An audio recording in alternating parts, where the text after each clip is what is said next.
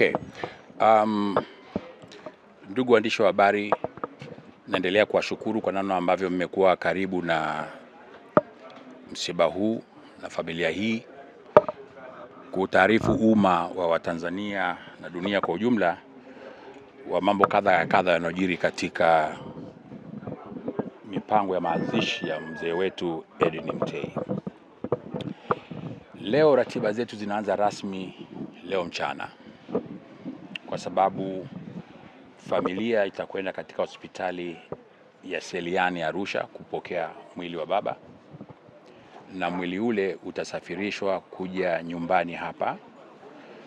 Tunategemea msafara wa mwili utatoka Seliani hospitali majira ya saa 10 jioni na utasafirishwa kwa barabara hadi hapa nyumbani. Tunategemea mwili huo kupokea majira ya saa 11 mpaka saa 11:30.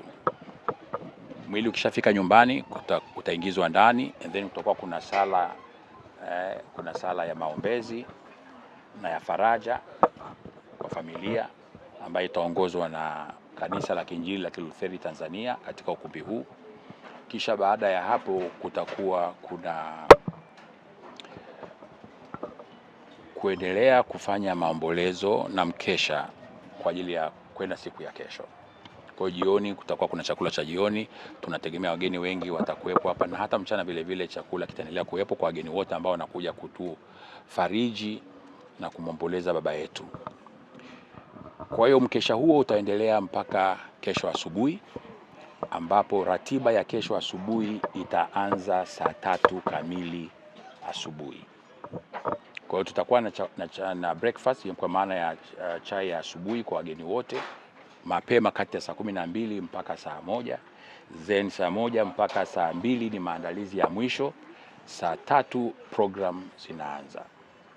Kama ambavyo nimesema wakati wote,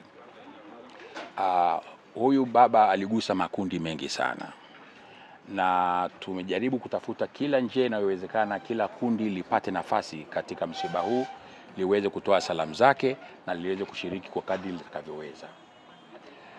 Yako makundi ya kisiasa, vyama vya siasa vyote vimetupa taarifa za kufika. Vyama vingi vya siasa vimetupa taarifa kufika.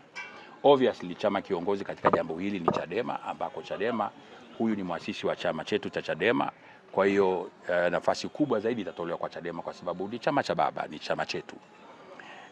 Lakini baada ya hapo yatafuata makundi mengine mbalimbali. Viko vyama vingine vya siasa, ACT Wazalendo wametoa taarifa za kushiriki kwao. Viongozi wa serikali vile vile wametoa taarifa za kushiriki kwao. Benki Kuu ya Tanzania, memwona gavana hapa, nao wametoa taarifa ya kushiriki kwao. Na taasisi nyingine mbalimbali ambazo East African Community, Jumuiya ya Afrika Mashariki, nao wataleta msafara wao na wamesema watatoa ripoti yao na taarifa yao. Kwa hiyo kwa kweli tunaendelea kupokea taarifa za makundi mbalimbali ambayo yangependa kushiriki, na sisi tumesema makundi yote ya siasa na yasiyo ya kisiasa, ya kiserikali na yasiyo ya kiserikali, maadamu baba alishiriki nao kwa njia moja au nyingine katika maisha yake, yote atapata nafasi ya kushiriki. Ndio sababu tunaanza ratiba mapema sana saa 3, ambako tutakwenda mpaka muda wa saa 7, ambako tunategemea ibada rasmi itaanza. Baada ya ibada rasmi kuanza, tutakwenda kufanya tutamaliza hapa. Ibada itafanyika hapa tulipo, na hii ndio madhabahu ambayo itatumika kuongoza ibada.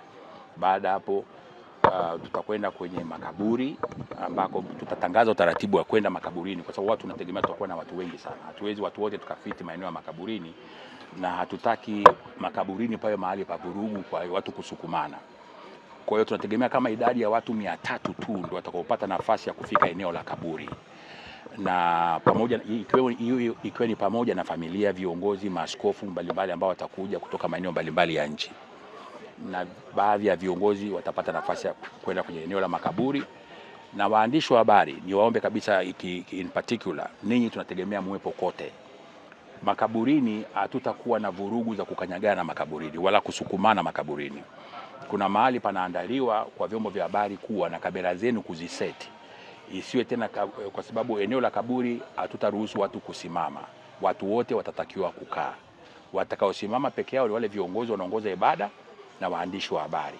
Na ninyi waandishi wa habari kama utaratibu ambao mnaujua katika matukio ambayo ni official, tutatenga eneo lenu ambalo mnaweza mkapata picha zenu bila bugudha yoyote katika eneo lote lile. Kwa hiyo tutaomba mtusaidie utaratibu huo uheshimiwe. Tunafanya hivyo kwa sababu ya wingi wa watu.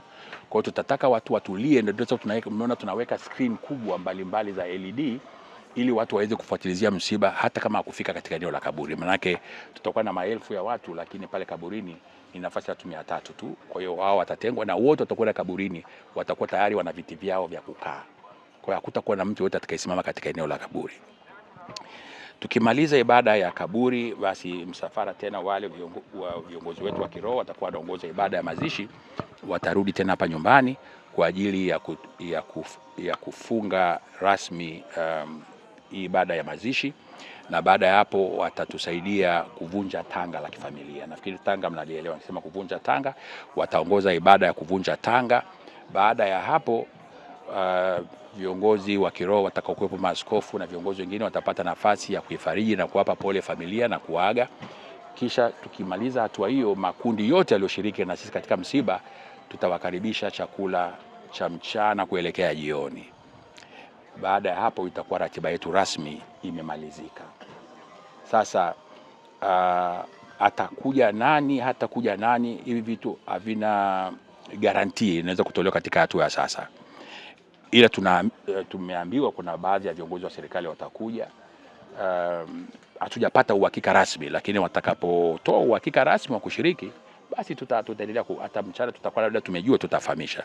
Lakini tumeambiwa kuna baadhi ya viongozi wa kitaifa wa serikali watakuja, baadhi ya mawaziri, baadhi ya wabunge, baadhi ya na wanasiasa wa vyama vingine. Of course viongozi wetu wote wa Chadema watakuwepo katika hatua zote, viongozi wakuu wa Chadema, wajumbe kamati kuu ya Chadema, hao ni msiba ni wao, kwa hiyo watakuwa safe.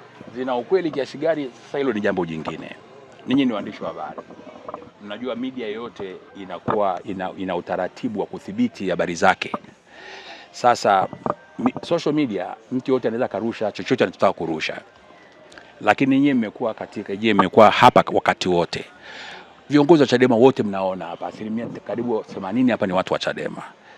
Wanatengwaje wakati wameshirikishwa katika kila hatua? Hakuna mtu yeyote aliyetengwa na hatutamtenga mtu yeyote. Nimesema huu msiba ni wa taifa. Huyu baba alihudumu na watu wengi, miaka yake 95, amepita mbuga nyingi, na kote mwendo wake wa miaka 95 alikuwa anafanya kazi na watu. Sasa leo dakika ya mwisho uweze kusema sisi ndio special kuliko wengine wote hawana thamani. Si kweli, si kweli. Kwa hiyo hao wanaandika kwenye mitandao, napenda kuamini sio viongozi wa Chadema. Na nitasikitika sana kama kiongozi wote wa Chadema atatoka na umbea wa kipuuzi kama huo. Tutasikitika sana kama familia. Tunataka tumlaze mzee wetu kwa heshima bila kuleta minyukano ambayo haina msingi katika kumwenzi mzee wetu. Sasa watu wanataka kuchafua msiba huu kwa kutoa taarifa za uongo, ni mambo ya kusikitisha sana. Mimi nasema binafsi, siamini kama kuna kiongozi wote wa Chadema ana ujasiri wa kusimama na kusema kwamba Chadema imetengwa. Kwa sababu nimekuwa nao muda wote kuanzia mwanzo, tumewashirikisha. Hakuna kitu wamepangiwa bila wao kuafiki, na viongozi tumekuwa na mazungumzo nao, na hata viongozi wakuu wote tumekuwa na mazungumzo nao. Sasa mtu anayetoka kwenye mtandao anasema Chadema imetengwa, kwa nini wamepewa muda asubuhi? Kuna atakaopata muda asubuhi, kuna atakaopata muda wa usiku, kuna atakaopata muda wa mchana. Kuna makundi mengi. Sasa hatuwezi muda wote tukatenga kwa ajili ya taasisi moja, haiwezekani. Sasa hivi ni mambo ambavyo kwa kweli yanasikitisha sana, lakini sisi tumeshapanga taratibu. Nimesema huu msiba ni wa watu wengi, watu wote. Huu msiba huji hapa kumtenga ama kumbagua mtu yote. Na wale ambao walifanya kazi kwa karibu sana na mzee, ikiwemo chama chetu cha Chadema, tunategemea wao ndio wawe mstari wa mbele kuwapokea wageni kuliko hata sisi wenyeji. Ninyi hata mkiwa na sherehe, wale wenyeji wanakuaga pembeni, wanapokea wageni. Sasa wewe unataka wageni mtu anayeandika ni kwamba anataka wageni wasukumwe, wafukuzwe ili wenyeji ndio wawe wenyewe wana shughuli yote. Haiwezekani jamani. Chadema ndio wenye msiba wao. Wako hapa, unaona viongozi wamekaa kule wanapanga, wanapokea viongozi, wanapokea makundi mbalimbali kutoka wakati wote. Tumekuwa nao tangu siku ya kwanza ya msiba. Na tunaamini tutakuwa nao mpaka dakika ya mwisho wa msiba. Huyu anaandika mtandaoni, huenda hata kufika hapa hajawahi kufika. Mambo ya kitoto na kijinga ambayo nisingetamani tu yatupotezee muda kuyajadili katikati ya msiba mzito kama huu. Jeneza lake kwa sababu ni muasisi atafunikwa kwa heshima kama muasisi ama itatumikaje? Kwa mfano askari anapofariki mara nyingi kuna zile heshima. Sasa jeneza lake linafunikwa na bendera ya chama ama inakuwa? Of course hatuwezi kuacha kufunika jeneza la Mzee Mtei na bendera ya Chadema. Yule ni muasisi man. Kwa hiyo kuna nafasi ambako bendera ya Chadema itakuwa kwenye jeneza, lakini bendera haikai masaa yote 24. Ni kwa ajili ya ile itifaki ilivyotengenezwa, lakini kwamba eti kwamba haitapokewa kwamba Chadema wasifunike jeneza lao. Actually hata safari ya leo kwenda kumchukua mzee Seliani tumeambia Chadema kwamba na viongozi nao waende kule, watafika hapa. Tunategemea viongozi wa Chadema ndio watakaoingiza mwili wa baba ndani. Sasa mnataka mpewe heshima gani zaidi ya hiyo? Kama bado mnaona kwamba hamjatendewa haki, mnataka mpewe heshima gani zaidi? Kwa hiyo msisikize mambo ya mitandaoni. Mambo ya mitandaoni mingi ni ya kujenga uchonganishi tu, na sisi hatutaki kugombana na mtu yeyote. Tunaiheshimu familia, tunaiheshimu chama chetu, tunaheshimu waombolezaji wengine wote. Kwenye misiba hakuna mwaliko, ni watu wanaojisikia kutokana na wanavyoguswa na msiba ndio wanavyokuja kwenye msiba.